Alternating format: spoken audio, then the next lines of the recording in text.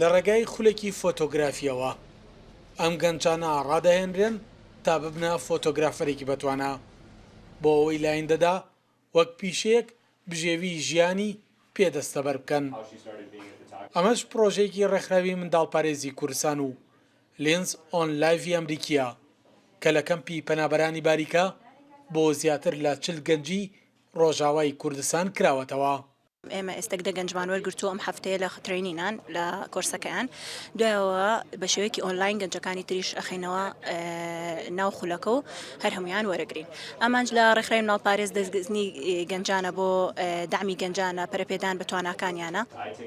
سام و جەنگیر کە دوو ڕاهێنەری ئەمریکین ئەزمموی نزیکەی 20 ساڵ فۆتۆگرافی و ڕاهێنانیان هەیە لە توانای گەنجان ڕازین و دەڵێن دەستبەرداری گەنجانی کەمپەکە نابین.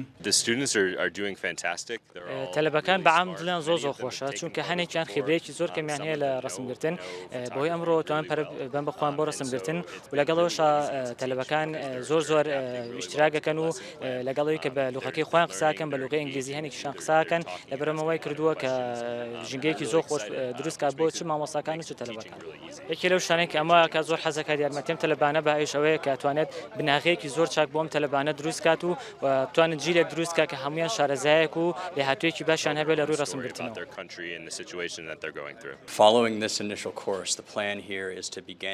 فکرەکەی ئەمان ئەوەیە ئەم هەفتەیە کە توانیمان بەتەواوەتی شتەکانیان پێ بڵێین ئەمان نەچنەوە بۆ ئەمریکا یەکەم جارانەیە مامۆستا بدۆزنەوە لە ئەمریکا کە دەرزیان پێ بڵێتەوە ئەویش لە ڕێگەی زووم و لە ڕێگەی کۆمپیوتەرەوە دوایەوە هەوڵێن مامۆستا بدۆزنەوە لە ناو عێراقا خۆی کە بتوانێت بە عەرەبی و بە ئینگلیزی قسە بکە بۆیە ئەم شتە پەرەی پێبین و گەورەتری بکەین و بێ بە مەکتەبێکی ڕسمگرتن بۆ خەڵکی کەمپەکانی عەربەت.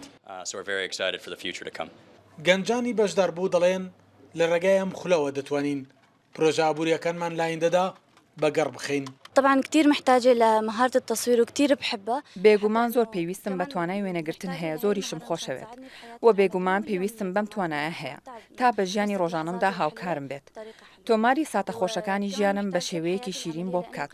هەروەها لە ژیانی کارکردنیشمدا پێویستە چونکە من بەم نزیکانە پرۆژەیەکی تایبەت بە خۆم دەکەمەوە بۆیە پێویستم بە وێنەگرتن و تۆمارکردن هەیە.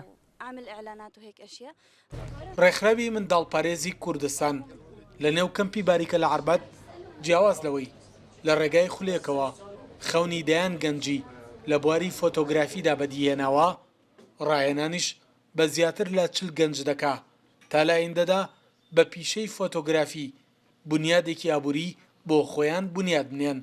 سەلاح جەمیل، کورسات نیوز، کەمپی باریکە لە عەربەت.